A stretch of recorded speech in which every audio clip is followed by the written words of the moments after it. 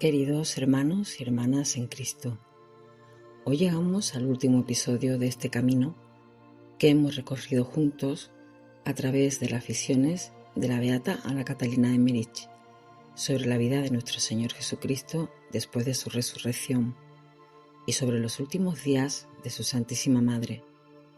Y no podría haber un final más hermoso, porque después de haber contemplado a Cristo muerto en la cruz, después del silencio del sepulcro, de la alegría de la resurrección, de la ascensión del Señor y del nacimiento de la Iglesia bajo la acción del Espíritu Santo, llegamos ahora a María que permaneció junto a la cruz, a María que recibió de Cristo la misión de ser madre de la Iglesia, a María que acompañó a los apóstoles y guardó en su corazón todos los acontecimientos de la salvación, y a María que finalmente es llevada a la gloria. En este episodio contemplaremos su retiro con San Juan a Éfeso, el camino de un sufrimiento y oración que allí vivió, su visita a Jerusalén, la llegada de los apóstoles en los últimos momentos de su vida terrena, su tránsito y sepultura, y finalmente el misterio glorioso de su asunción. Pero antes de comenzar, quisiera que nos detuviéramos un instante, porque la asunción de María no es simplemente el final de una vida santa, es una promesa para nosotros. María nos muestra cuál es el destino hacia el que camina quien se entrega enteramente a Dios. No la desaparición, no el vacío, no la derrota, sino la vida. Ella, que estuvo unida a Cristo en sus sufrimientos, participa también de su gloria. Y por eso, hoy no vamos a escuchar estas páginas solamente con curiosidad. Queremos escucharla con fe, con el corazón de quien contempla a una madre, con el corazón de quien sabe que también nosotros caminamos hacia una patria definitiva. Como hemos hecho en cada uno de estos episodios, comenzaremos poniéndonos en presencia de Dios e invocando al Espíritu Santo. Pidámosle que nos conceda un corazón limpio y dispuesto para contemplar este misterio de María y que ella misma nos conduzca siempre hacia su Hijo, porque todo en María nos habla de Cristo y todo en María termina señalándonos el cielo. Comencemos pues esta última etapa con los ojos puestos en María, con el corazón puesto en Cristo y con la esperanza puesta en la vida eterna.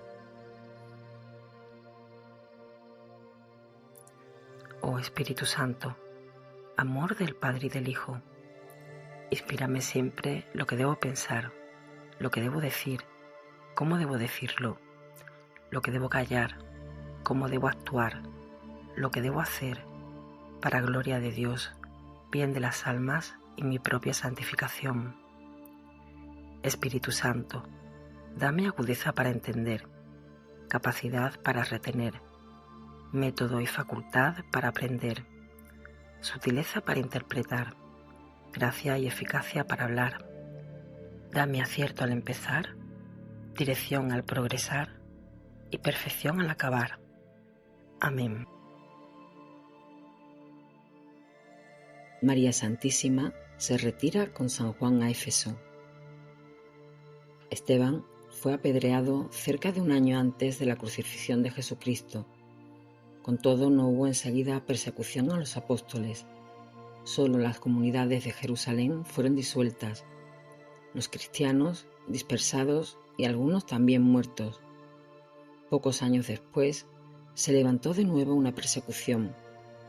Por este tiempo, María Santísima, que había vivido hasta entonces en la pequeña habitación junto al cenáculo o en Betania, se hizo llevar por el apóstol Juan a Éfeso, donde habían ido a vivir ya algunos cristianos. Sucedió esto poco tiempo después de que Lázaro y sus hermanas fueron prendidos por los judíos y entregados a la mar en una mala embarcación. Juan volvió después a Jerusalén, donde estaban reunidos los demás apóstoles. Santiago el Mayor fue de los primeros que, después del reparto del mundo, abandonó Jerusalén y se dirigió a España. Lo he visto primero en las cercanías del Retén, donde se ocultó antes de partir. Desde la cueva de Belén salía por el país con algunos compañeros para predicar el Evangelio. Los judíos vigilaban a los apóstoles, pues no querían que salieran del país. Santiago tenía amigos en Jope y así pudo embarcarse para el extranjero. Se dirigió primero a Éfeso, donde visitó a María y de allí partió a España. Poco antes de su muerte, he visto de nuevo a María y a su hermano Juan en Éfeso. Allí le dijo María que su muerte se acercaba y confortó y animó al apóstol para su cercano fin. Santiago se despidió de María Virgen y de su hermano Juan y se dirigió a Jerusalén. En este tiempo ocurrió el episodio con el mago Hermógenes, al cual convirtió a la fe junto con su discípulo. Santiago fue detenido varias veces y presentado ante el Sanedrín. He visto cómo fue prendido poco antes de Pascua, mientras predicaba al aire libre sobre una colina. Sé que fue en este tiempo, pues veía a las gentes, como de costumbre, establecidas en los alrededores de la ciudad. Santiago no estuvo mucho en la prisión. Fue juzgado en la misma casa donde Jesús, aunque el interior había cambiado algo de aspecto. Aquellos lugares que había tocado Jesús no estaban ya allí. Siempre he creído que tales lugares, santificados por Jesús, no debían ser pisados por otros. He visto que llevaron a Santiago hacia el monte Calvario. Él no cesaba de predicar y convirtió a muchos en esta ocasión. Cuando le ataron las manos dijo: «Me podéis atar las manos, pero no me quitaréis la bendición de ellas y mi lengua para predicar». Un tullido del camino gritó al apóstol que quisiera tocarle con sus manos para sanarle. El apóstol le contestó: «Ven tú a mí y dame tu mano». Así lo hizo el tullido. Se levantó, se acercó y al tocar las manos atadas de Santiago se halló sano. También he visto a un tal Josías que le había denunciado y entregado a los sacerdotes. Vino ahora y le pidió perdón. Se convirtió a Cristo y fue muerto junto con el apóstol. Como le preguntó Santiago si deseaba ser bautizado y contestó que ese era su deseo, Santiago lo abrazó y besó y le dijo: «Serás bautizado en tu misma sangre». Vi también a una mujer venir a Santiago con una criatura ciega, pidiendo que le diera la vista. Primeramente colocaron a Santiago sobre un lugar elevado junto a Josías y se le leyó la sentencia. Luego lo bajaron y ataron ambas manos a una piedra, vendaron los ojos y lo decapitaron. Esto sucedió 11 años después de la muerte de Jesús, entre el 46 y el 47 del nacimiento de Cristo. En la muerte de María en Éfeso no he visto a Santiago presente. Otro lo representaba en esa ocasión, un pariente de la Sagrada Familia y uno de los primeros 72 discípulos. María murió en el año 48, 13 años y 2 meses después de la ascensión del Señor. Se me mostró esto en cifras y no en números como los nuestros. Primero vi 4, luego 8, que hacen 48. Después vi 1 y 2 lunas llenas. La morada de la Virgen no estaba en Éfeso mismo, sino 2 o 3 horas más lejos, en una altura donde se habían refugiado otros cristianos venidos de Palestina y algunas mujeres parientes de María. Desde esta altura y Éfeso corre en muchas vueltas un arroyo. La altura termina casi a pico en Éfeso, la cual se ve viniendo desde el sudeste en una altura que parece junto a ella.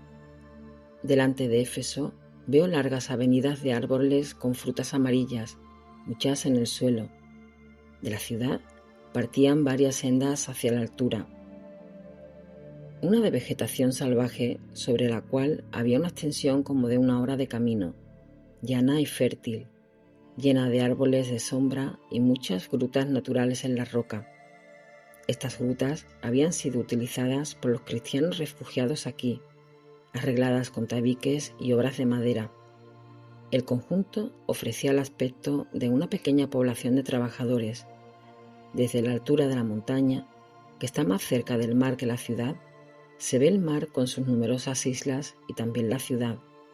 No lejos de esta población se levanta un castillo donde habita un rey depuesto. Juan se entretenía con frecuencia con él y consiguió convertirlo a la fe. Más tarde, este lugar fue sede de un obispado. Entre los refugiados cristianos he visto mujeres, niños y algunos hombres. No todos estos refugiados tenían relación con María Virgen. Solo veo algunas mujeres que vienen de tanto en tanto para visitarla o para ayudarla en los quehaceres domésticos. Estas mujeres atendían también a la manutención de la Virgen. La comarca estaba casi desierta. Nadie subía a estos lugares y ningún camino principal conducía a ellos. La gente de Éfeso no se cuidaba de los refugiados, que estaban como olvidados. El suelo era fértil y los cristianos tenían huertos y frutas. De animales solo he visto cabras montesas. Antes que Juan trajese a María a Éfeso, había hecho construir una casa de material como la que tenía en Nazaret. Estaba en medio de la sombra de los árboles. Se dividía en 2 partes por medio del hogar. Este hogar estaba cavado en una cavidad en el suelo junto a la pared y miraba la entrada de la habitación. En esta pared había como unas gradas que llegaban hasta el techo, plano, donde estaba la chimenea, consistente en un caño sobresaliente. A ambos lados del hogar había tabiques ligeros que separaban la parte posterior de la habitación de María. A ambos lados de las paredes había tabiques formando celdas que se retiraban con facilidad, dejando libre todo el espacio. En estas celdas dormía la criada de María y otras mujeres que venían de visita y se hospedaban durante la noche. En los tabiques que dividían la casa había 2 puertas que llevaban a la parte posterior de la habitación, que terminaba en forma redonda y cuyas paredes estaban revestidas de maderas entrelazadas. El techo era a los lados curvado y también detrás, y adornado con figuras de plantas cavadas en la madera. En la parte posterior de esta habitación tenía María su lugar retirado para la oración, separado del resto por una cortina. En la pared había un nicho con un recipiente como un tabernáculo que podía abrirse y aparecía una cruz de 1 codo de larga, como la cruz de Cristo con los brazos en forma de I. Esta cruz, muy sencilla, creo que fue hecha en parte por el apóstol Juan y en parte por la Virgen. Se componía de varias clases de madera. La madera principal era de ciprés. Un brazo parecía de cedro, el otro más amarillento de palma, y la parte de arriba con el letrero de olivo. El madero principal estaba hincado en una piedra como se había puesto la cruz de Jesús sobre una roca en el Calvario. A los pies del crucifijo había un pergamino donde estaban escritas algunas palabras de Cristo, cuya imagen estaba en la cruz, no en un bulto, sino grabada con líneas en la madera. A ambos lados del crucifijo se veían 2 floreros con flores. Junto a la cruz veo un paño y tengo la persuasión que es el que usó la Virgen cuando, después del descendimiento, lavó la sangre de las heridas de Jesús.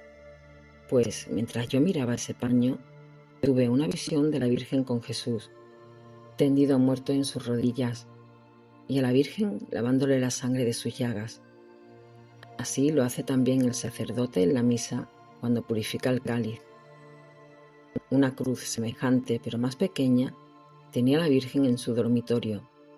A la derecha del oratorio de María y tocando el ángulo curvo, separado por 2 tabiques laterales, estaba el dormitorio de la Virgen con una cortina delante, que se descorría a voluntad.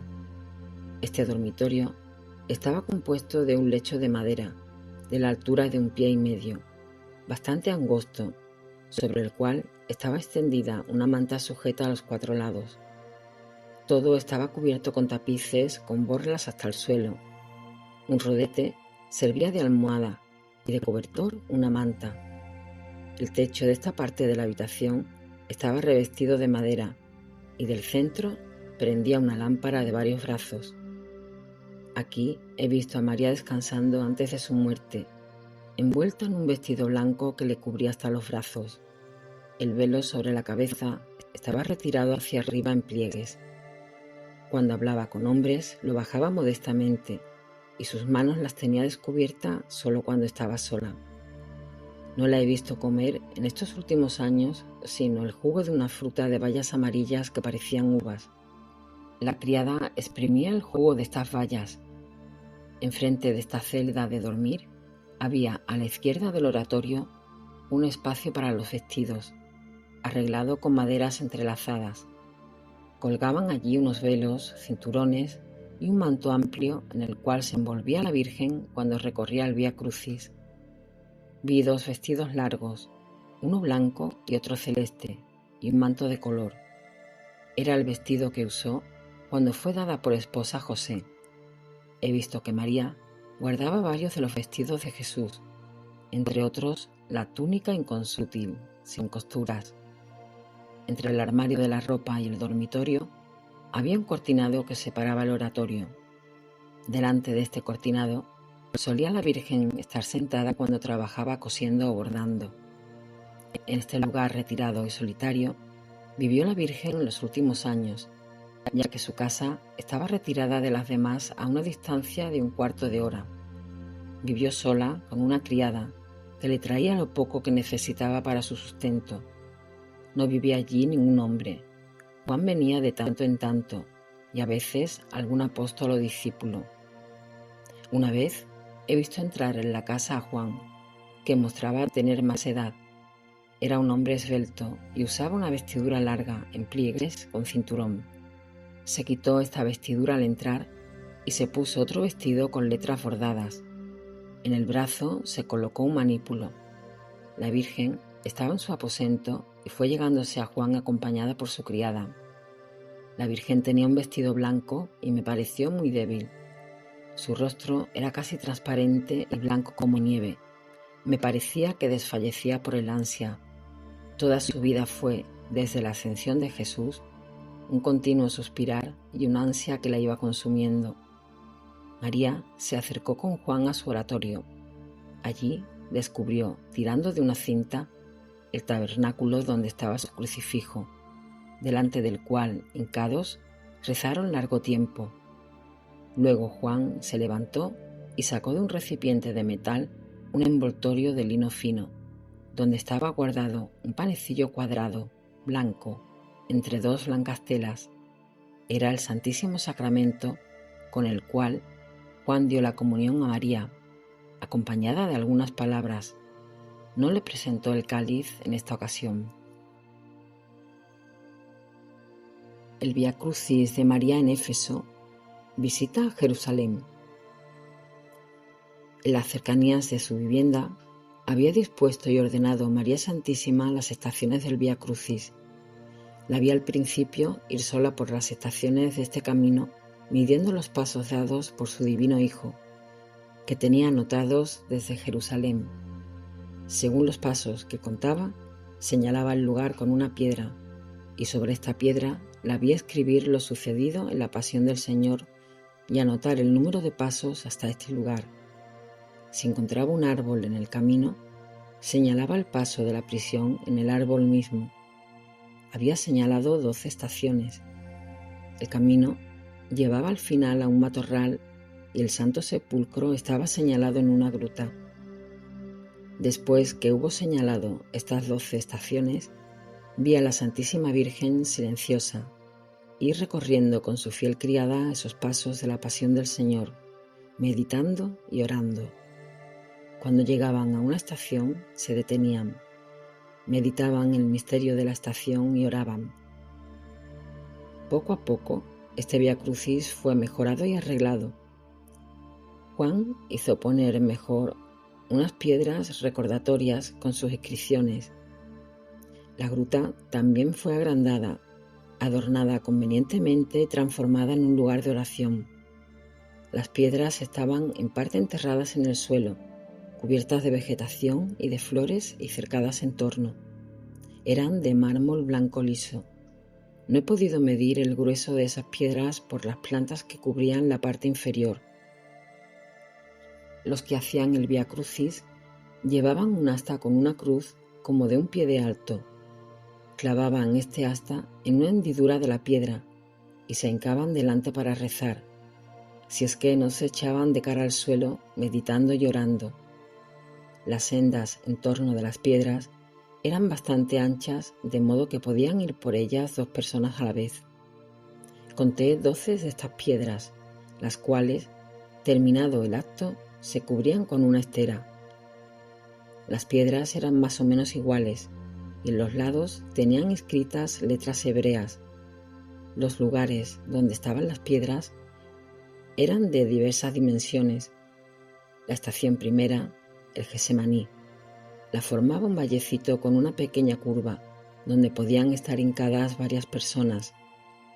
La estación del Calvario no estaba en la gruta, sino en una colina. Para ir al sepulcro se pasaba la colina, luego al otro lado de la piedra recordatoria, en una hondonada y al pie de la colina, a la gruta del sepulcro, donde María Santísima más tarde fue colocada. Creo que esta gruta existe todavía bajo los escombros y que un día ha de ser descubierta. Cuando la Virgen hacía el Vía Crucis, llevaba un sobrevestido que llegaba en pliegues hasta los pies. Se ponía sobre los hombros y se cerraba debajo del cuello con un broche. Llevaba un cinturón y cubría así el vestido interior. Me parece que era un vestido de grandes solemnidades, al uso de los judíos, porque lo he visto usado también por Ana en algunas ocasiones. Sus cabellos estaban ocultos en una especie de gorro de color amarillo que llegaba hasta la frente y caía detrás con sus pliegues recogidos.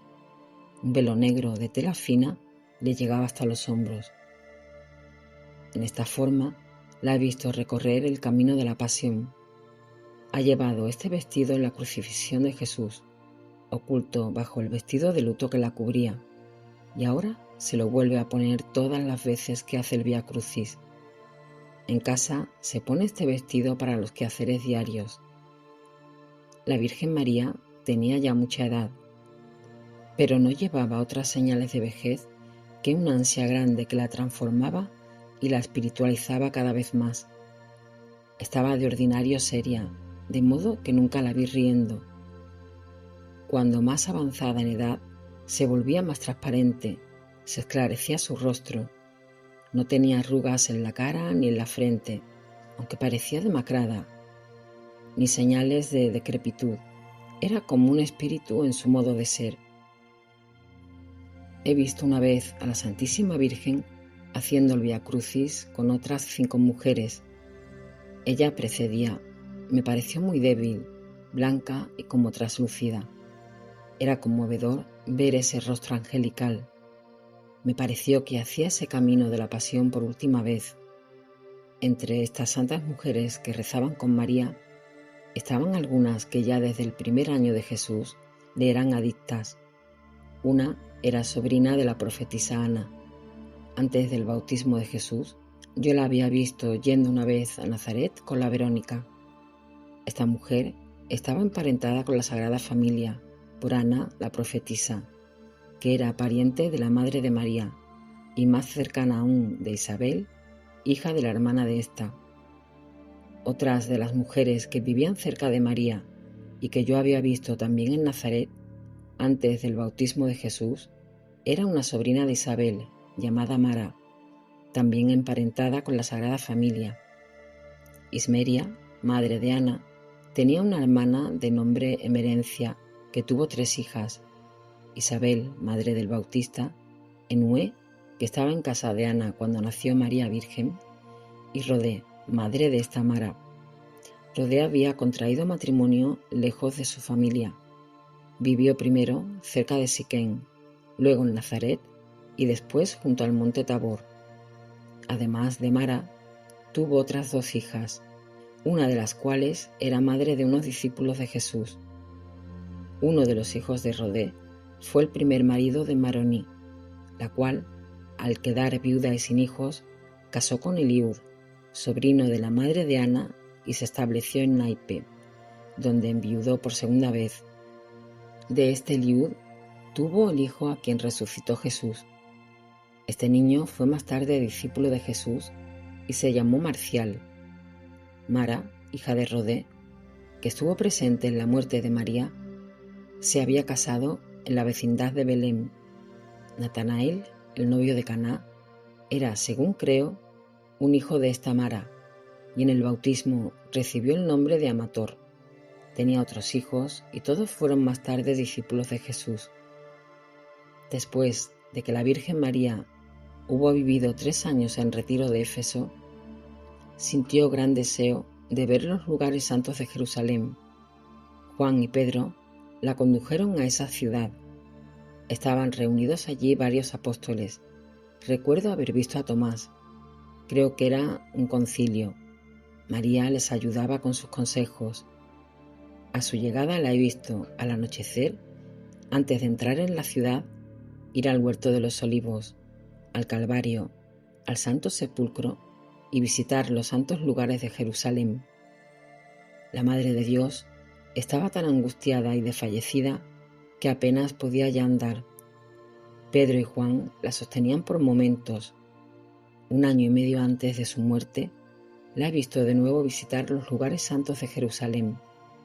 Estaba entonces muy triste y suspiraba siempre diciendo: «Oh, hijo mío, oh, hijo mío». Cuando llegó a aquella puerta donde cayó Jesús con la cruz, se sintió tan agobiada que cayó en desmayo.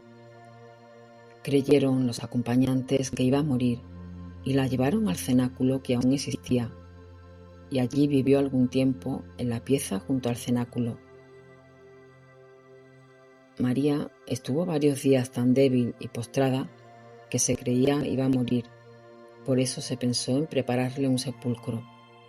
María misma se eligió una cueva en el huerto de los olivos, y los apóstoles le prepararon un hermoso sepulcro por medio de un trabajador cristiano. Algunos pensaron que había ya muerto. Así se esparció la noticia de su muerte también en el extranjero, pero la Virgen se recobró de ese estado de postración y cobró nuevas fuerzas, de modo que pudo emprender el viaje de vuelta a Éfeso. Murió allí después de 1 año y medio de su llegada. El sepulcro preparado en el huerto fue tenido en honor, y más tarde se edificó una iglesia sobre él. San Juan Damasceno, así se me dijo en la visión, escribió, según había oído decir, que murió en Jerusalén y fue sepultada allí mismo. He visto que fue voluntad de Dios dejar inciertos la muerte. El lugar de su sepultura y su asunción a los cielos en aquellos tiempos primitivos de creencias incipientes, para no dar motivo a que hicieran de la Madre de Dios una diosa, como había tantas en las mitologías paganas.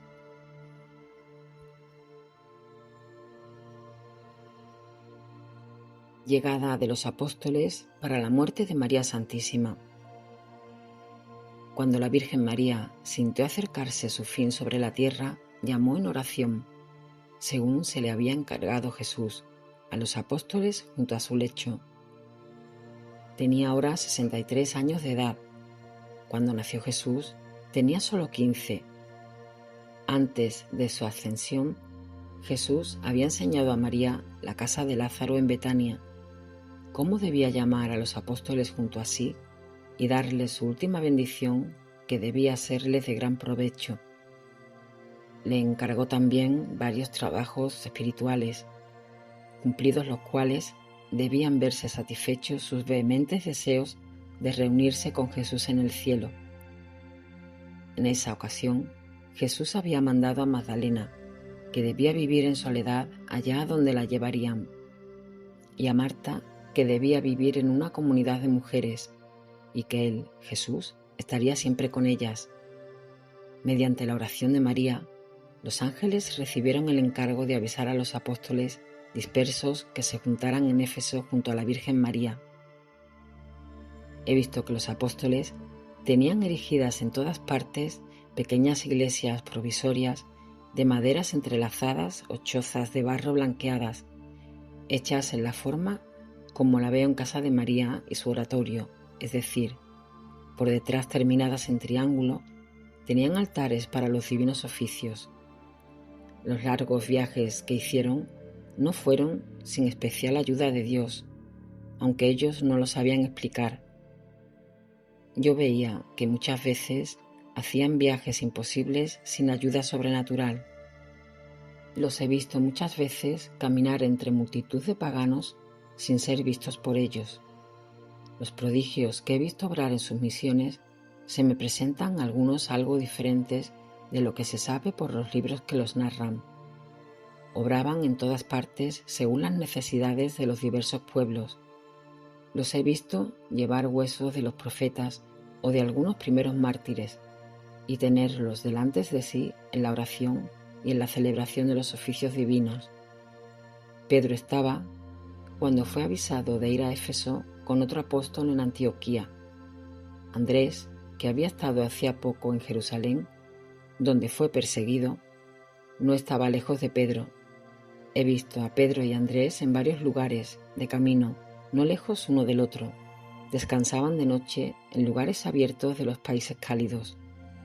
Pedro estaba recostado junto a una pared cuando vi venir al ángel, que le tomó de la mano y le dijo que se levantase y partiese a donde estaba la Virgen esperándole, y que en el camino encontraría a Andrés, su hermano.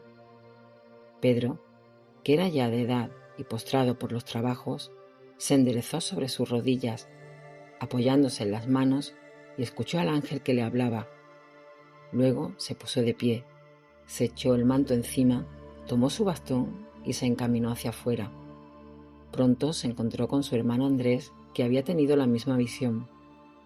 De camino se encontraron a Tadeo, quien dijo haber recibido también aviso del ángel.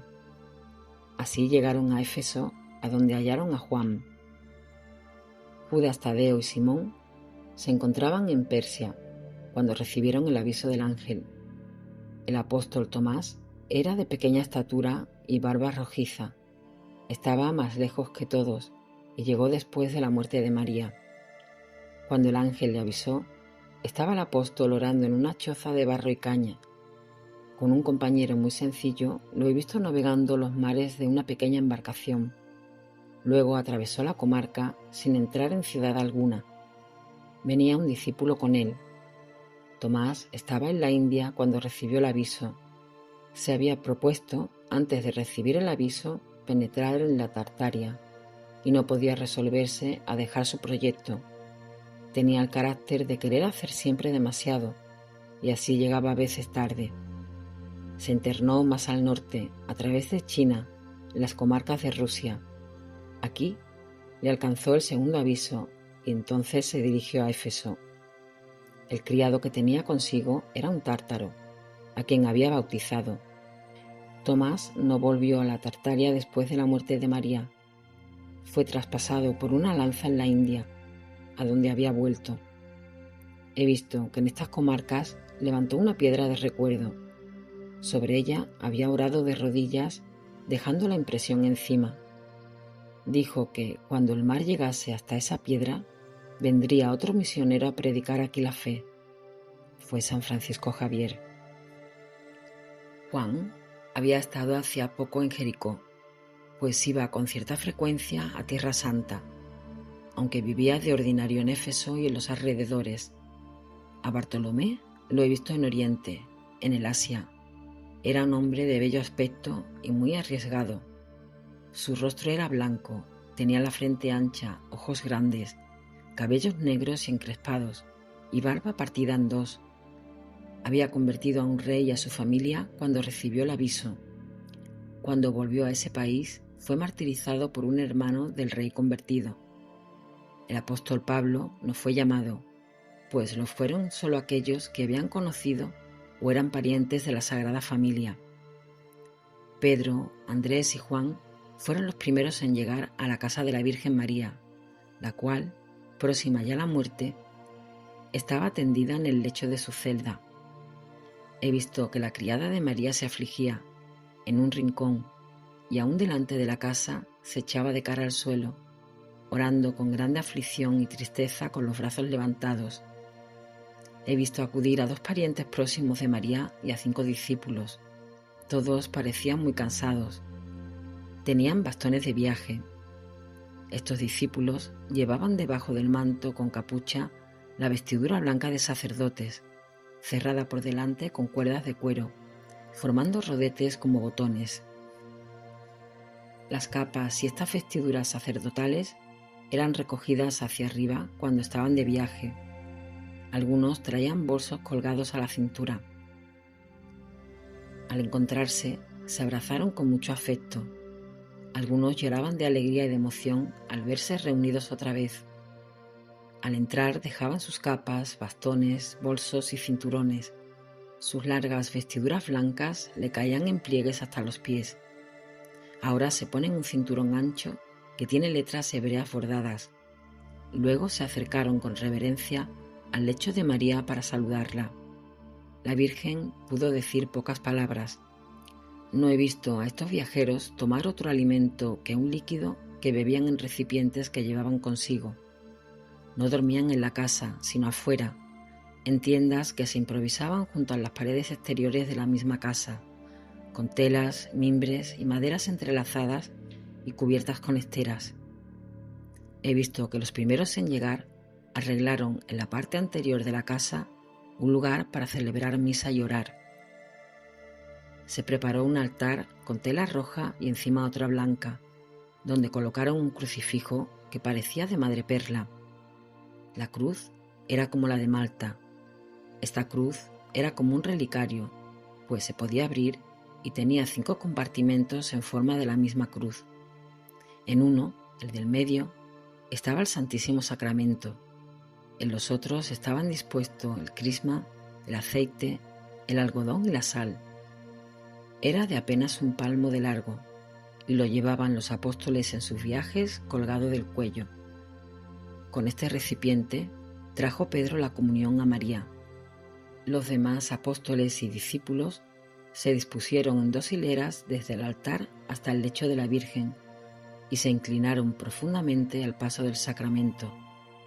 El altar, donde se veía también un atril con rollos de las Escrituras, no estaba en el medio de la sala, donde se hallaba el hogar, sino al lado derecho de la pieza, y era removido al dejar de usarse.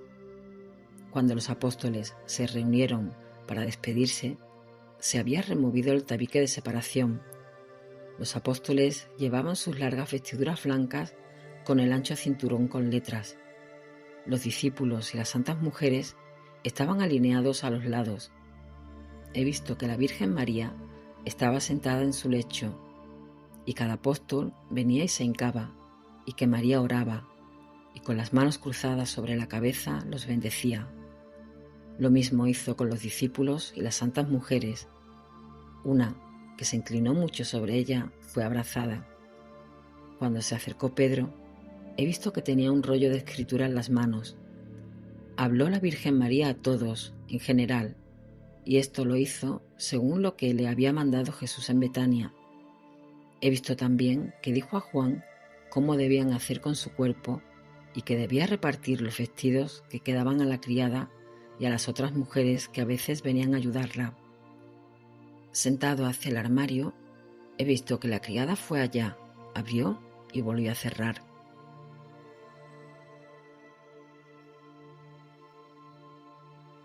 Tránsito y sepultura de María. Se colocó el altar de rojo y blanco delante de la cruz del oratorio. Pedro dijo la misa tal como yo lo había visto hacer en el altar de Betesda.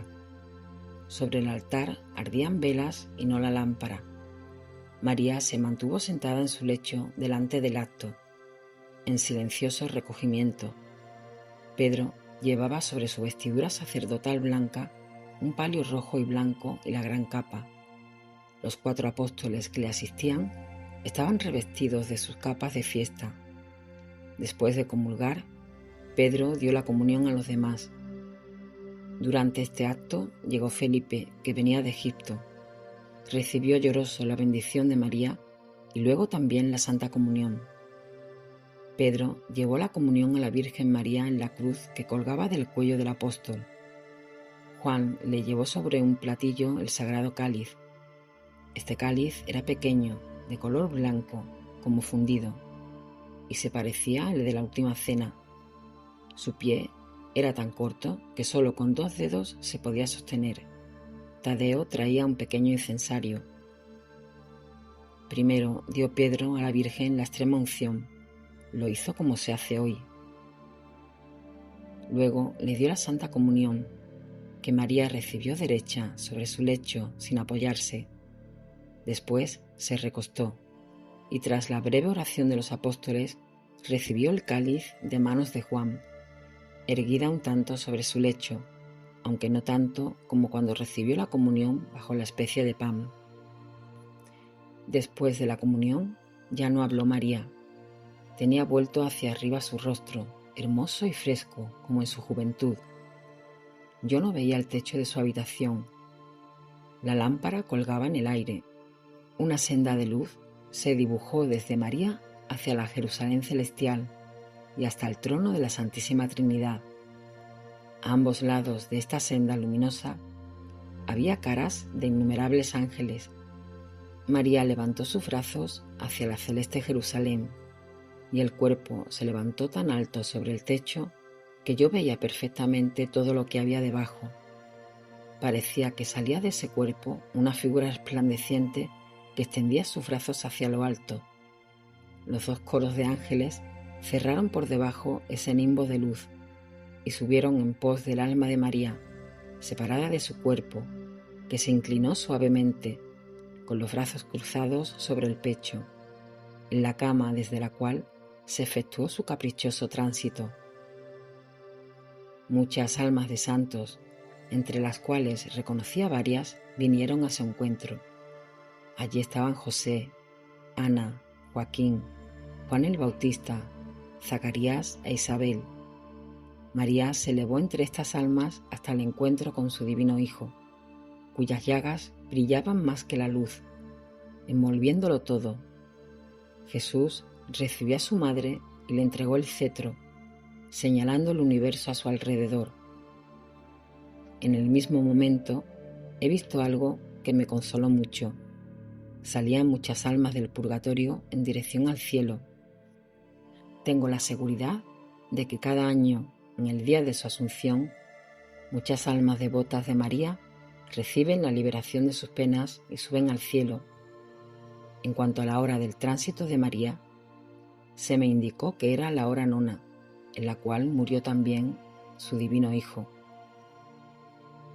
Pedro y Juan deben haber visto esta glorificación de María, pues noté que tenían los ojos elevados a los cielos, mientras las demás personas estaban postradas inclinadas hacia la tierra. El cuerpo de María estaba resplandeciente, como en tranquilo reposo, con los brazos cruzados sobre el pecho y tendido en su camilla, mientras los presentes, de rodillas, oraban con fervor y lágrimas en los ojos. Más tarde, las santas mujeres cubrieron el cuerpo con una sábana, reunieron todos los objetos de uso en una parte y lo taparon todo, hasta el hogar. Luego se cubrieron con sus velos y oraron largo tiempo, ya de rodillas, ya sentadas, en la primera sala. Los apóstoles se cubrieron la cabeza con la capucha que traían y se ordenaron para rezar en coro. 2 de ellos se hincaron a la cabecera y a los pies del lecho. He visto que durante el día se turnaron 4 veces y que los apóstoles recorrieron el Vía Crucis de María. Mientras tanto, Andrés y Matías estaban ocupados en preparar la sepultura. La cueva que María y Juan habían dispuesto como sepulcro de Jesús al final de las estaciones del Vía Crucis. Esta gruta no era tan grande como la de Jesús. Tenía apenas la altura de un hombre y delante un jardincito cercado con estacas. Un sendero llevaba hacia la gruta donde había una piedra ahuecada para recibir el cuerpo. con una pequeña elevación donde descansaría la cabeza. La estación del Monte Calvario estaba en la colina de enfrente. No había allí una cruz visible, sino solo grabada en la piedra. Andrés, especialmente, trabajó mucho en esta obra y colocó una puerta delante del sepulcro. El Sagrado Cuerpo fue preparado por las santas mujeres para la sepultura. Entre estas mujeres, recuerdo a una hija de Verónica y a la madre de Juan Marcos. Trajeron hierbas olorosas y esencias y procedieron al embalsamiento de acuerdo con la costumbre de los judíos. Cerraron las puertas y se servían de luces en su trabajo. Cerraron también el tabique de división de la cámara de María y despejaron esa división para tener más espacio. Los tabiques y esteras que dividían el lecho de María fueron quitados por la criada, como también el armario de los vestidos. Solo quedó el altar delante del crucifijo de la Virgen en el oratorio, y así todo ese espacio quedó convertido en una iglesia, donde los apóstoles podían rezar y celebrar los divinos oficios. Mientras las santas mujeres preparaban el Sagrado Cuerpo para la sepultura, los apóstoles oraban en coro, parte en la primera sala y parte afuera. Las mujeres procedían en su trabajo con la reverencia con que debían tratar tan sagrado cuerpo. Lo hicieron con el mismo cuidado con que habían tratado el Sagrado Cuerpo de Jesús. El Sagrado Cuerpo de María fue colocado con su vestidura en un canasto, hecho según la forma del cuerpo, de tal modo que éste sobresalía del cajón. El cuerpo era blanco, luminoso, tan liviano y espiritualizado que se levantaba con toda facilidad.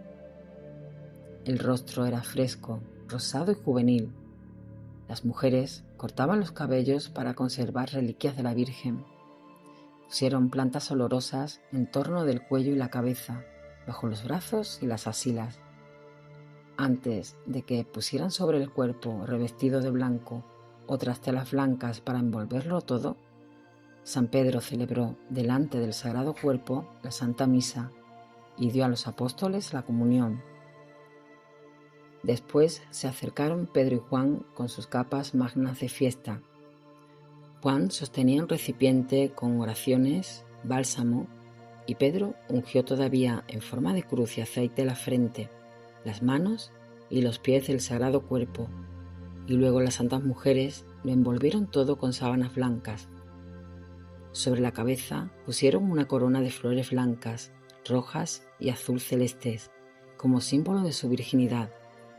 Sobre el rostro pusieron un género transparente, de modo que se pudiera ver la cara. Los brazos estaban cruzados sobre el pecho y los pies rodeados de hierbas olorosas, cubiertos con un género transparente. Así, preparado el Sagrado Cuerpo, fue puesto finalmente en un cajón de madera blanca, con una tapa que por arriba, por el medio y por debajo se podía sujetar el cajón. Este cajón se colocó sobre unas andas. Todo se hizo con una solemnidad y emoción tranquila. El duelo también fue con mayor exterioridad y muestras de dolor que en la sepultura de Jesús, donde hubo mezcla de miedo y de apresuramiento por causa de los enemigos. Para llevar el Sagrado Cuerpo hasta la gruta, como a media hora de camino, procedieron de este modo. Pedro y Juan levantaron el cuerpo sobre las andas y lo llevaron hasta la puerta de la casa. Allí, puesto de nuevo sobre las andas, lo cargaron en sus hombros. 6 de ellos se alternaban en llevar el sagrado depósito. El Sagrado Cuerpo colgaba de entre las barras de las andas, corriéndolas entre correas y esteras, como en una cuna. Delante de esta procesión iban parte de los apóstoles rezando y las santas mujeres detrás cerrando el cortejo. Llevaban antorchas metidas en unas calabazas y levantadas sobre palos largos. Llegados a la gruta, depositaron las andas. Los apóstoles introdujeron el cuerpo y lo depositaron en el hueco cavado de antemano. Todos desfilaron una vez más delante de los sagrados despojos para rezar y honrarlos. Luego cubrieron toda la sepultura con una estera. Delante de la gruta cavaron un hoyo y trajeron una planta bastante grande con sus raíces y sus bayas. La plantaron profundamente y la regaron abundantemente para que nadie entrara por delante de la gruta. Solo podía llegarse a ella por los lados, por entre los matorrales. La gloriosa Asunción de María Santísima. En la noche de la sepultura sucedió la Asunción de la Virgen al cielo con su cuerpo. He visto a varios apóstoles y mujeres esa noche rezando ante la gruta, o mejor dicho, en el jardincito delantero. He visto bajar del cielo una senda luminosa y 3 coros de ángeles rodeando el alma de María, que venía resplandeciente a posarse sobre la sepultura. Delante del alma venía Jesús con sus llagas luminosas. En la parte interior de la gloria, donde estaba el alma de María, se veían 3 coros de ángeles. La más interior parecía de caras angelicales de niños pequeños. La segunda hilera eran caras de criaturas de 6 u 8 años, y la más exterior eran de jóvenes. Solo se distinguían bien los rostros. El resto del cuerpo era como una estela luminosa algo indeterminada. En torno de la forma de la cabeza de María había una corona de ángeles. No podía decir qué es lo que veían los presentes. Yo solo veía que miraban arriba, llenos de admiración y emoción. A veces, llenos de maravilla, se echaban con los rostros al suelo. Cuando esta aparición se hizo más clara y se posó sobre el sepulcro, se abrió una senda desde allí hasta la celeste Jerusalén. El alma de María, pasando delante de Jesús, penetró a través de la piedra en el sepulcro. Luego se alzó de allí con su cuerpo, resplandeciente de luz, y se dirigió triunfante con el angélico acompañamiento a la celeste Jerusalén. Cuando días después estaban los apóstoles rezando en coro, llegó el apóstol Tomás con 2 acompañantes. Era uno de los discípulos, Jonatán Eleazar, y un criado del país de los Reyes Magos. Tomás quedó muy afectado al oír que María había sido ya depositada en el sepulcro. Lloró amargamente y no podía consolarse de haber llegado tarde. Con su discípulo Jonatán se echó de rodillas, llorando muy afligido, ante el lugar donde había sido el tránsito de María. También oró delante del altar allí erigido. Los apóstoles, que no habían interrumpido su canto coral de los salmos, acudieron entonces, lo alzaron con cariño, lo abrazaron y le ofrecieron pan, miel y alguna bebida. Después lo acompañaron, llevando luces al sepulcro. 2 discípulos apartaron las ramas del arbusto. Tomás y Eleazar oraron delante del sepulcro. Juan abrió las 3 pretinas que cerraban el cajón.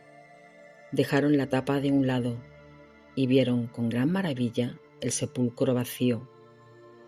Solo estaban allí las sábanas y las telas con las que habían envuelto los sagrados restos. Todo estaba en perfecto orden. La sábana estaba corrida por la parte del rostro y abierta por la parte del pecho. Las ataduras de brazos y manos aparecían abiertas, puestas en buen orden. Los apóstoles alzaron las manos llenas de gran admiración, y Juan gritó: «No está más aquí». Los demás se acercaban, miraban, lloraban de alegría y admiración, oraban con los brazos levantados y los ojos en lo alto, y se echaban al suelo pensando en la luz que habían visto la pasada noche. Luego tomaron todos los lienzos y el cajón consigo, como reliquias, y lo llevaron todo hasta la casa, orando y cantando salmos en acción de gracias. Cuando llegaron a la casa, puso Juan las telas dobladas delante del altar. Tomás y los demás rezaban. Pedro se apartó un tanto, preparándose para los misterios. Luego lo vi celebrar la misa delante del crucifijo de María, y a los demás apóstoles detrás de él, en orden, orando y cantando. Las mujeres estaban junto a la puerta y cerca del hogar. El criado de Tomás tiene aspecto de extranjero, ojos pequeños, los huesos de las mejillas alzados, frente y nariz hundidas y color moreno. Ya estaba bautizado y era sencillo en su modo de ser, muy rendido y humilde. Hacía todo lo que se le ordenaba. Quedaba de pie o se sentaba conforme le decían. Volvía los ojos a donde se le indicaba. Iba y venía según le mandaban, y a todos sonreía. Cuando vio que Tomás lloraba, lloró también él. Fue inseparable compañero y ayuda de Tomás, y lo he visto alzar piedras muy grandes cuando Tomás edificaba alguna capilla. A los apóstoles los veo con frecuencia reunidos, contando en qué países estuvieron de misión y lo que les pasó en ellos. Antes de separarse los apóstoles para volver a sus respectivos países, fueron a la sepultura y cavando y echando tierra e impedimentos, hicieron imposible el acceso a la gruta.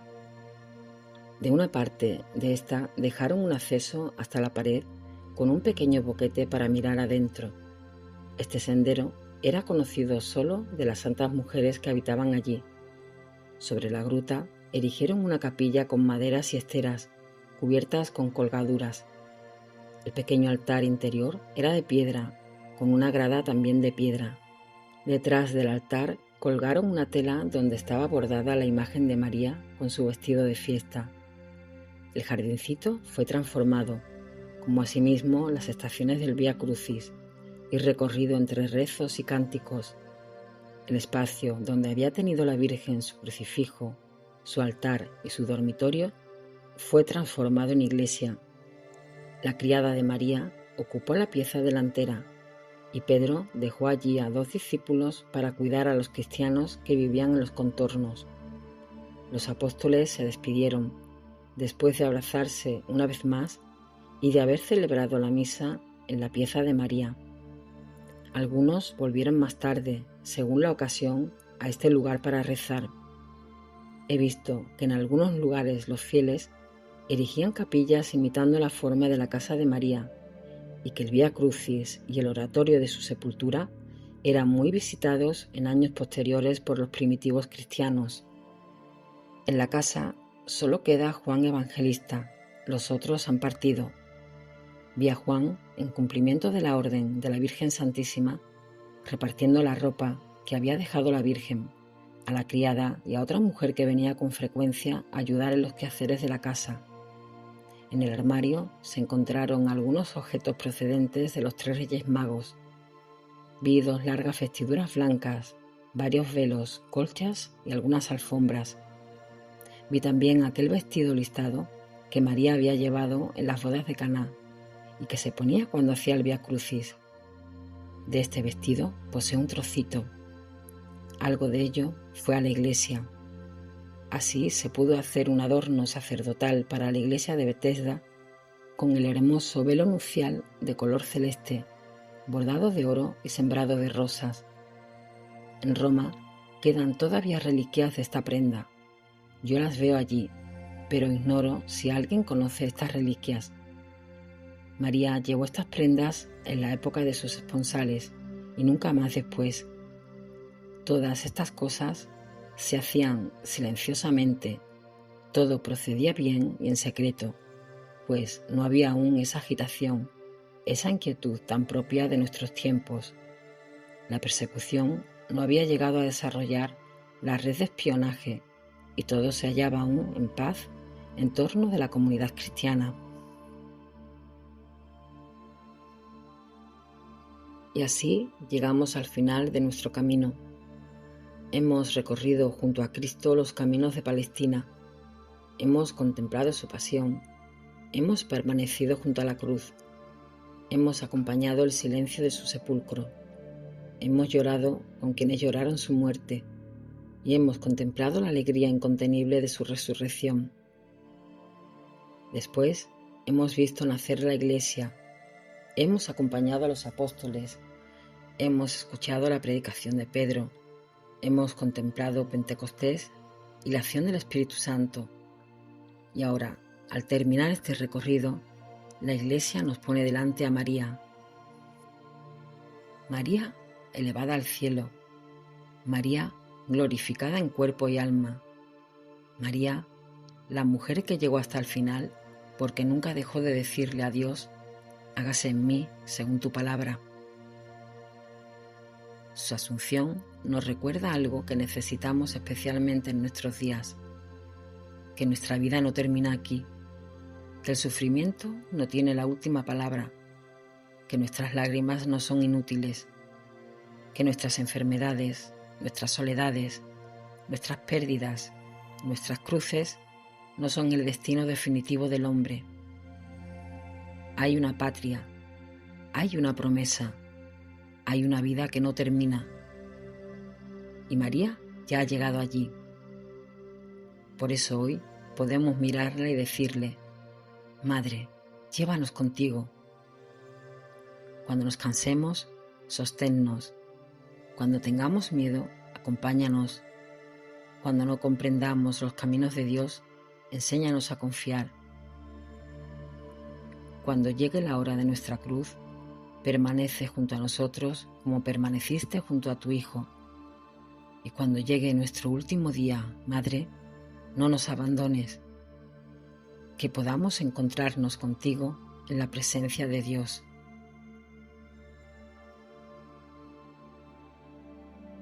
Oración a María en su gloriosa Asunción. Santa María, Madre de Dios y Madre nuestra, en este día glorioso en que la Iglesia contempla tu Asunción a los cielos, levantamos hacia ti nuestra mirada. Tú que fuiste humilde en Nazaret, fiel junto a la cruz, orante con los apóstoles y plenamente entregada a la voluntad de Dios, enséñanos a vivir como tú. Ayúdanos a confiar cuando no entendamos, a permanecer cuando resulte difícil, a amar cuando nos duela, a esperar cuando todo parezca oscuro y a decir cada día como tú: Fiat. Hágase la voluntad de Dios en nosotros. María Santísima, mira especialmente a quienes hoy escuchan esta meditación, a quienes están solos, a quienes sufren, a quienes sienten que sus fuerzas se terminan, a nuestros mayores, a nuestros enfermos, a quienes viven con miedo, a quienes esperan una respuesta de Dios y todavía no la han encontrado. Cúbrelos con tu manto, llévalos de tu mano y enséñales que después de la noche siempre llega la luz.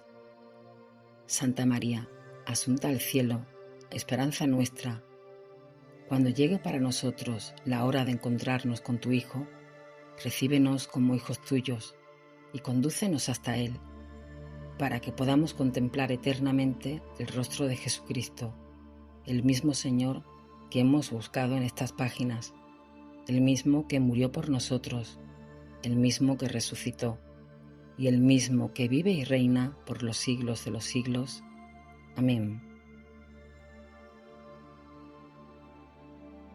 Y con esta oración ponemos también el punto final a este recorrido, pero no ponemos punto final a nuestra búsqueda de Cristo.